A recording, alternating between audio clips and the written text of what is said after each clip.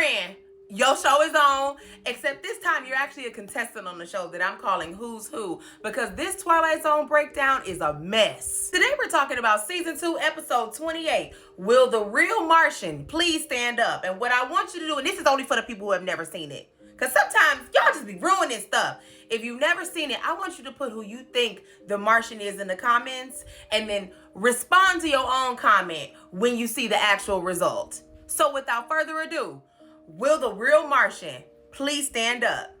Please stand up. Please stand. Obviously, I had to say it 3 times. Obviously. Child, the episode opens up in a place that looked like going down South Park, gonna have myself a time. Child, like, what? Where is the land? All I see is snow.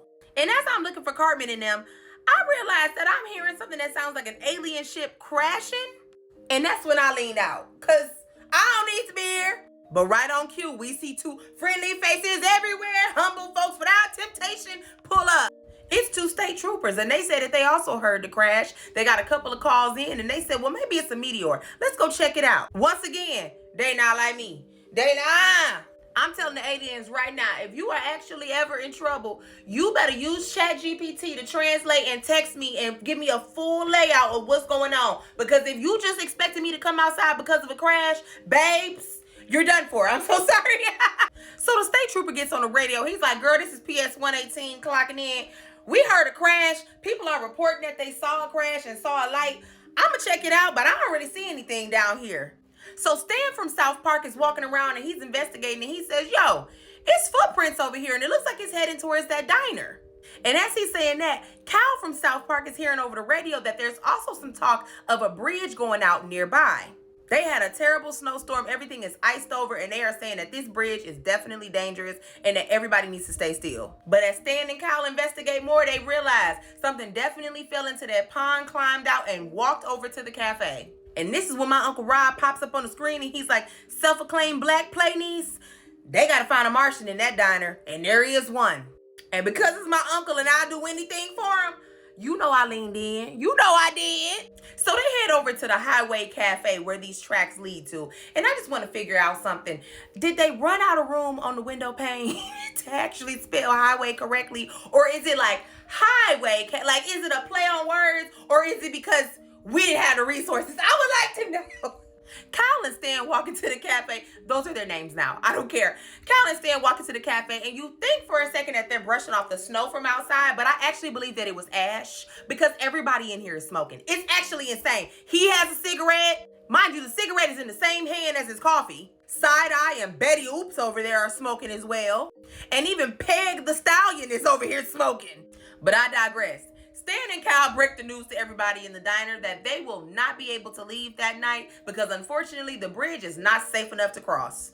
Now mind you, they have neglected to tell them that they are also in there to figure out who slam dunked a rocket ship into the pond and then walked to this cafe. But I guess they said baby steps, baby steps. Now he's the bus driver and he's like, look, I got 6 folks here. I'm getting 6 folks out of here tonight. They're like, no, you're not. You're going to be right here. And everybody kind of groans except Mr. Garrison. Okay, he's like, girl, I don't know about y'all, but I got money and I have a meeting to be at 9 a.m. in Boston. We're getting on that road. Stan and Cal are like, absolutely not, Mr. Garrison. You're going to go ahead and sit down there, get you some food, get you some coffee, and we going to wait it out till 9 a.m. tomorrow. So Stan and Cal go over to the bus driver because remember, they got a job to do. And he's like, so you got a passenger manifest? Because you said that you picked up 6 people, but there are 7 people in this room. And everybody in here are the people who came from that bus, right? They confirm, right?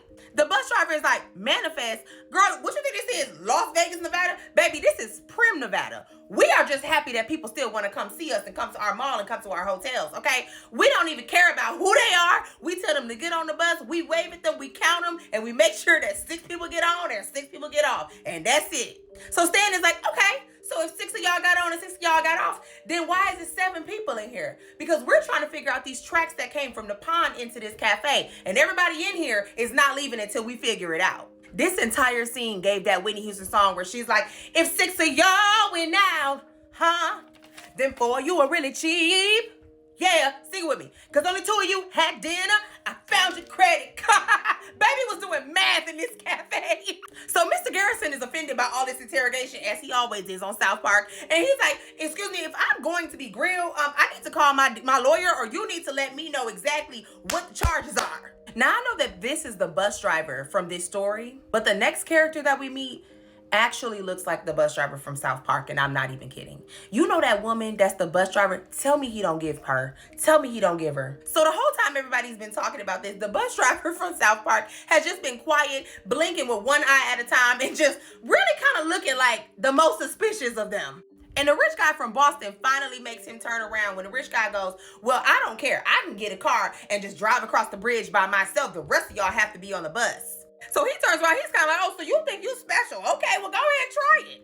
So Stan and Kyle finally break it to everybody in there, and they're like, look, we're trying to figure out who this person is because they did not get here normally, and it kind of seemed like they came from an unidentified flying object. And they lets them know that they got a call about it 2 hours ago. And Randy and Sharon Marsh are in the corner concerned because they're like, we just got married. What's going on? So Peg the Stallion comes up with an amazing idea. She's like, why don't we just pair off the couples and then figure out who is left? So Side-Eye and Betty Oops are like, well, we're married. Cross us off the list. But as Sharon and Randy Marsh are raising their hand as a couple, Sharon goes, I could have sworn you had a mole on your chin. And I'm like, here we go. And this is followed by Betty Oops now looking at her husband like, wait a minute, you kind of look a little different too. And more cigarette smoke. And the more this goes on, the wilder the bus driver from South Park gets. To the point that Kyle and Stan look at him and say, hey, give me your ID. To which he responds smartly and is like, oh, you think us Martians don't look like you and think like you and know about all your sports? So he goes over to Peg the Stallion and he's like, okay, where's your ID, girlfriend? She's like, unfortunately, I left it in my suitcase and shipped it, so I don't got it either. To which the actual bus driver goes, oh, no, she was actually on there. And the Kyle and Stan are like, how you know? He's like, I noticed her for sure. And the bus driver goes again, I know that I counted 6 people before we took off. I have to at least know that. And y'all, the jukebox goes off. By itself, mind you. Followed by the lights flashing. Now everybody is freaking out. Kyle and Stan have gone out to go check about the bridge, and now everybody is just suspicious of each other. They even start to ask the cafe owner if he did it. And he's like, baby, I don't know nothing about no science fiction. All I know is that these hotcakes are 60 cents. Kyle and Stan come back and they're like, the bus checks out. We're good to go. So everybody's like, all right, cool. Except the bus driver. He's like, absolutely not. But the rich guy is like, no, you gonna get in that bus and you gonna drive me to my meeting. The bus driver is like, you may have money where you're from, but right here, I have seniority because I've known buses more than you do. And then the lights start flashing again. And the jukebox comes back on. And right as everybody is yelling at each other and accusing everybody of being weird, it started giving very paranormal activity. And then the phone rings and it's the engineer for the bridge. And he's like, all right, I checked it out. You guys are good to go. But the bus driver from South Park ain't buying it. He's like, I don't know about this. And honestly, I agreed with him. Cause bus, ice, snow, and bridge sound like Final Destination 17 to me. But Kyle and Stan swear by it. They're like, they said it's all right, so y'all can go ahead and get on the bus and we'll trail y'all out of here. Meanwhile, the cafe owner is like, all right, everybody come pay me your 19 cents for everything that you just purchased. And y'all come back whenever y'all want to. And he looks at the bus driver from South Park and he's like, except for you, friend. You don't need to come back. Girl, so they pack their stuff up and they get back on the bus. Now, you've seen all the characters. I want you to write in the comments who you think it is before I reveal it. Later that evening, a stranger walks into the cafe, and the server is like, hey, what can I get you? And that's when we realize it's Mr. Garrison, a.k.a. the guy from Boston, and he's like, that bridge wasn't safe. It collapsed, and everybody in there died. So the cafe owner is really sad until he realizes, hey, but you got on that bus, so how did you get out alive? And y'all, this man takes out his cigarette with his third hand and is like, all of this is actually an illusion, so it doesn't really matter. And he tells the cafe owner, it was me. I'm actually from Mars and I'm here to colonize all of this. And we were just checking it out. In fact, my entire family is coming here soon and I think that we'll like this place. I'll just wait it out until my family gets here. And the cafe owner goes, oh, you think that you're gonna colonize this place? Because I'm from Venus. And everybody that you thought was about to come here and colonize is gone. And you better make sure you don't mess with us either. I was shook.